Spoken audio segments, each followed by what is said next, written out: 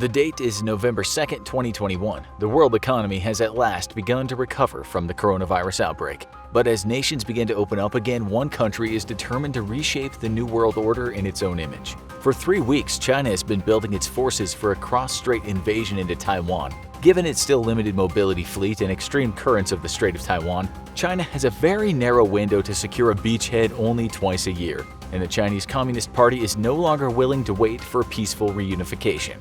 In response to the military buildup, the United States has responded in kind, moving a sizable portion of its Atlantic fleet to the Pacific and Indian Oceans. Bases in Hawaii, Australia, Alaska, and Japan all bustle with activity, as thousands of aircraft are shuttled to airfields closer to the potential conflict zone. Guam, linchpin of the U.S. operations in South Pacific, is on full alert. At 0124 hours, China launches the first salvo of World War III.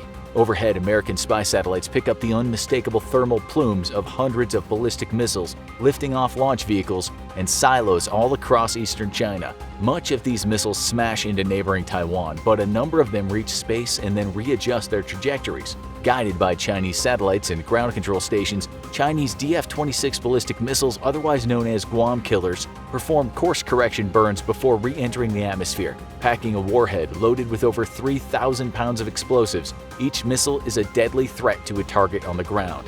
American Aegis cruisers immediately launch volleys of ballistic missile interceptors, seeking to destroy the Chinese missiles while still outside the atmosphere. American THAAD, or Terminal High Altitude Area Defense Units stationed in both South Korea and Guam, send their own volleys of interceptors, but the DF-26 missiles carry countermeasures and scatter radar-confusing chaff and decoys as they cruise just outside of the atmosphere and prepare to enter their terminal phase. American interceptors destroy many missiles, but many more slip past the first layer of defense. Now entering the atmosphere, Patriot missile defense batteries stationed on Guam fire interceptors in droves. More missiles are killed, but just half a minute later, over a dozen DF-26 missiles prepare for impact. 4 of the missiles split open, showering American runways with runway cratering munitions. The rest smash into important fuel and munition storage facilities or strike at barracks and plane hangars. The DF-26 missiles aren't exactly precise. They have a target radius of just under 100 meters, but with over 3,000 pounds of explosives, they don't need to be. In seconds, Guam is a smoking ruin, and a significant portion of U.S. Pacific military might has just been neutralized. Out at sea, however, the DF-26 targeting American carrier strike groups don't fare as well. If China's going to have any chance of winning the war, the American carriers need to be destroyed and have been secondary in priority only to Guam. The American carriers have been sailing at full steam, though, and performing erratic maneuvers. The 2 powerful nuclear reactors aboard the Nimitz carriers push the massive ships to top speeds that have to this day remained classified, easily outrunning their escorts, but for their erratic maneuvers meant to throw off the D-26's targeting. The strike group's defenses open up on the big missiles, with its accompanying cruisers firing off volley after volley of interceptors. Most of the DF-26s are downed, but a near miss cripples the Ronald Reagan and forces it to return to the American West Coast for extensive repairs. A direct hit on the bow of the Abraham Lincoln devastates the massive carrier. Within 2 hours, the giant ship and its accompanying 80 combat aircraft and thousands of sailors are all lying at the bottom of the sea. The U.S. has just suffered more casualties in the first 3 hours of World War III than in 20 years of fighting in Iraq and Afghanistan. Now, it's America's turn to strike back. Chinese missile strikes have devastated American and allied nation bases across the Pacific, from Guam to Japan, and as far south as Australia. America's first counterattack doesn't come from a kinetic weapon, but from an electronic one. Malicious code lurking in Chinese computer systems for years comes to life with a single keystroke, and suddenly Chinese communications and intelligence networks are brought to a screeching halt. China is shocked at the electronic devastation of the attack and at the lackluster performance of what it had hoped would be a digital Pearl Harbor against the U.S. Chinese government hackers are only just now discovering that the computer systems they've been painstakingly penetrating over the course of years have largely been simulated.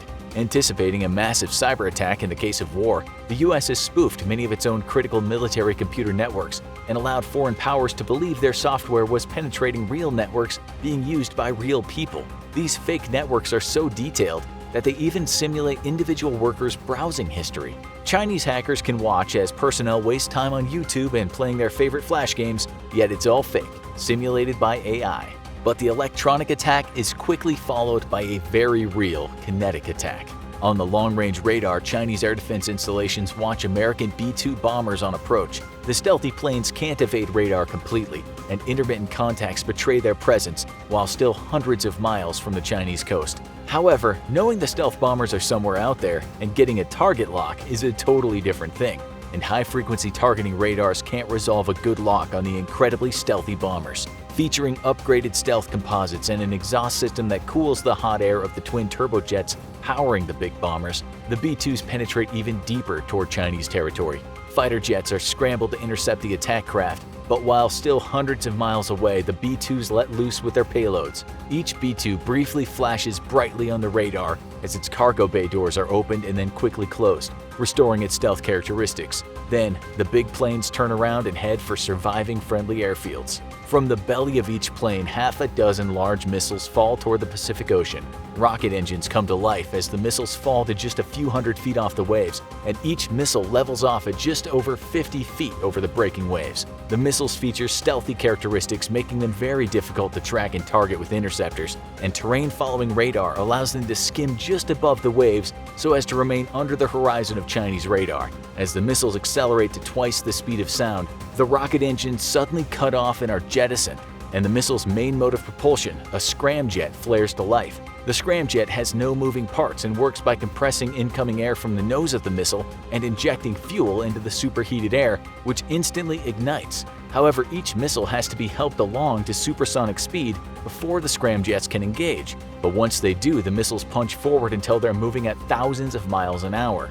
The missiles arrive at their targets across the Chinese coast. They roar over population centers to reach military buildup zones, air bases, and command and control nodes. Upon reaching their targets, the missiles suddenly plunge to the ground, causing only minor destruction on impact. However, for miles around each missile's final descent, all electronics have been permanently disabled. The US has just crippled thousands of Chinese vehicles, command and control nodes, ships, aircraft, and computers with electromagnetic pulse weapons. Not a single Chinese soldier has died in the attack, but immeasurable damage has been done to Chinese logistics and military infrastructure. A few days later, the surface war to push the US out of the Pacific has finally begun in earnest. Chinese Type 055 and 052 destroyers are punching well above their weight class against American ships. The Chinese destroyers are newer than their American counterparts, many of which have begun to show their age. The Type 55 and 52s are fast, precise, and lethal with their arsenal of anti-ship cruise missiles and inflict heavy losses on American ships. They're supported by a range of bases built across the South China Sea, each one of which is home to dozens of missile batteries, combat aircraft, and long-range surveillance radar. Despite its carrier strike groups largely intact, the US can't penetrate the outer ring of Chinese Pacific defenses without a dedicated concentration of firepower. Until the South China Sea artificial reef bases are neutralized, it'll be weeks before the US Navy can bring the fight to China's shores. In the meantime, speedy and agile Chinese destroyers seek out US and allied ships that stray too close, supported by aircraft flying out of the reclaimed island bases China has spent 2 decades building, while the world just watched. Under the waves, however, the United States has let loose its fleet of terrifying underwater predators. American attack submarines have been more prepared for this fight than the rest of the US Navy, pre-positioned along critical waterways for months at a time thanks to their nuclear reactors, which provide them with unlimited endurance. It's only the crew's need to eat that limits the sub's endurance, but a whole fleet of fast resupply vessels keeps America's silent service well supplied at war, and the deadly subs back on target. American Virginia and Los Angeles-class submarines have begun hunting Chinese subs since the war began.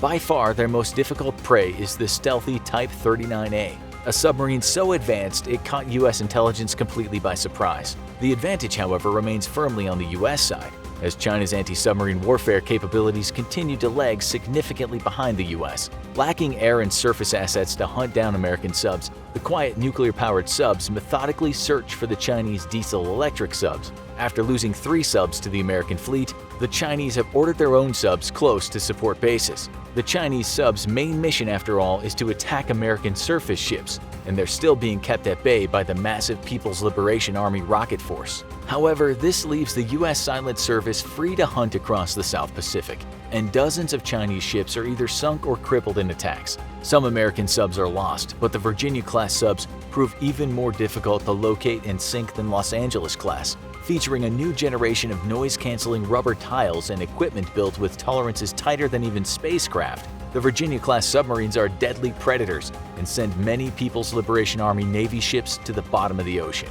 The war, however, remains at an impasse at the moment. Until China's South China Sea bases can be neutralized, the U.S. can't bring its own considerable naval and air power to bear, let alone begin the reconquest and liberation of Taiwan. What has become extremely clear to both sides, however, is that the most important weapons of what will become World War III are for the first time in history exclusively weapons that operate in the cyber, space, and naval warfighting realms. Now go check out US vs. China 2020 military comparison, or click this other video instead.